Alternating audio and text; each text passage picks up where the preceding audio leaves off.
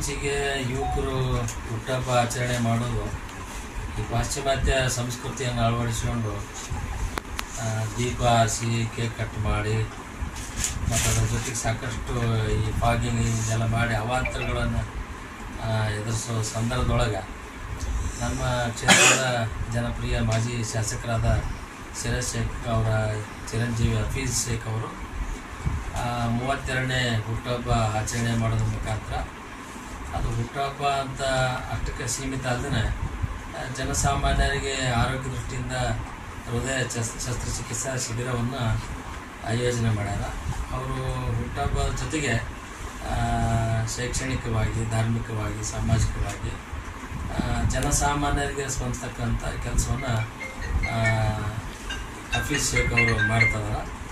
ನಮ್ಮಲ್ಲಿ ಆಗಿ ಹೋಗಿರ್ತಕ್ಕಂಥ ಎಲ್ಲ ಶಾಸಕರ ಒಂದು ಪಟ್ಟಿಯನ್ನು ನೋಡಿದರೆ ಸಿರಾಜ್ ಶೇಖ್ ಸಾಹೇಬರು ಇತಿಹಾಸದಲ್ಲಿ ಉಳ್ತಕ್ಕಂಥ ಒಂದು ಸಾಧನೆಯನ್ನು ಮಾಡಿದ ಕೀರ್ತಿ ಅವರಿಗೆ ಸಲ್ತದೆ. ಅವರ ಮಾರ್ಗದಲ್ಲಿ ಅವರ ಚಿರಂಜೀವಿಯರು ನಡೆಯೋದು ನಮಗೆ ಒಳ್ಳೆಯ ಖುಷಿಯಾದ ವಿಷಯ ಅಂತ ಹೇಳಕ್ಕೆ ಬಯಸ್ತೇನೆ. ಅದರ ಜೊತೆಗೆ ಸಾಹೇಬರು ಅವರ 2ನೇ ಚಿರಂಜೀವಿ ಮದುವೆ ವಿಚಾರದೊಳಗೆ ನಾವು ಈಗಲೇ ಚರ್ಚೆ ಮಾಡಿದಾಗ ದೊಡ್ಡ ದೊಡ್ಡ ಶ್ರೀಮಂತರು ಅವರ ಮಕ್ಕಳ ಮದುವೆನ ಭಾಳ ಅದ್ದೂರಿಯಾಗಿ ಆಚರಣೆ ಮಾಡ್ತಾರೆ. ಇತ್ತೀಚೆಗೆ ನಮ್ಮ ರಿಲಯನ್ಸ್ ಮುಖೇಶ್ ಅಂಬಾನಿ ಅವರ ಮದುವೆ ಆಲೋಚನೆ ಮಾಡಿದರೆ 5,000 ಕೋಟಿ ಒಂದು ಮದುವೆ ಖರ್ಚು ಮಾಡ್ತಾರಂದ್ರೆ ಅದು ಎಷ್ಟು ಮಟ್ಟಿಗೆ ಸರಿ ಅಂತ ಹೇಳಲಿಕ್ಕೆ ನಾನು ಆಲೋಚನೆ ಮಾಡಬೇಕಾಗ್ತದೆ. ಅಂಥ ಸಂದರ್ಭದೊಳಗೆ ನಮ್ಮ ಸಾಹೇಬರು ಅವ್ರ ಚಿರಂಜೀವಿ ಮದುವೆ ಜೊತೆಗೆ ಜನಸಾಮಾನ್ಯರ ಸಾಮೂಹಿಕ ಮದುವೆ, ಅದರಲ್ಲಿ ಸರ್ವಧರ್ಮ ಸಮನ್ವಯ ಒಂದು ಸಾಮೂಹಿಕ ಮದುವೆ ಮಾಡೋದು ಇತಿಹಾಸದೊಳಗೆ ಇದು ಮೊದಲನೇ.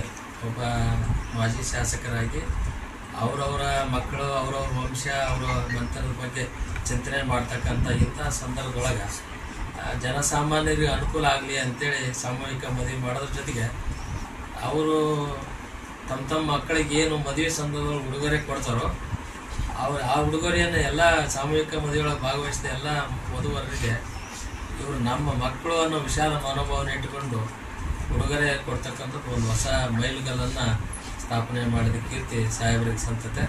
ಇಂಥ ಇನ್ನೂ ಹೆಚ್ಚೆಚ್ಚು ಸಾಮಾಜಿಕ ಸೇವೆಯನ್ನು ಮಾಡ್ತಕ್ಕಂಥ ಶಕ್ತಿ ಭಗವಂತ ಅವರಿಗೆ ಕರುಣಿಸಲಿ ಅಂತೇಳಿ ನನ್ನ ಮಾತು.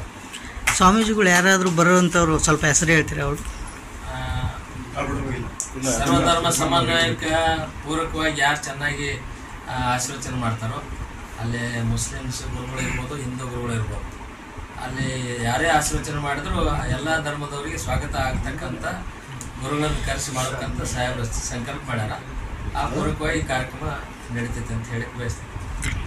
ಗ್ರಹಚಾರ ದೋಷ, ಆರ್ಥಿಕ ಅಡಚಣೆ, ವ್ಯಾಪಾರದಲ್ಲಿ ನಷ್ಟ, ನಿರುದ್ಯೋಗ, ಸಾಂಸಾರಿಕ ವಿರಸ, ಸ್ತ್ರೀ ಪ್ರೇಮ, ವಶೀಕರಣ, ಬೆಂಬಿಡದ ರೋಗ ರುಜಿನಗಳು, ವಿದೇಶ ಪ್ರಯಾಣ, ಸಕಲ ಸಂಪತ್ತಿದ್ದರೂ ಮನಃಶಾಂತಿಗೆ ಕೊರತೆ, ಹೀಗೆ ಸಮಸ್ಯೆಗಳು ಯಾವುದೇ ಇರಲಿ ಪರಿಹಾರ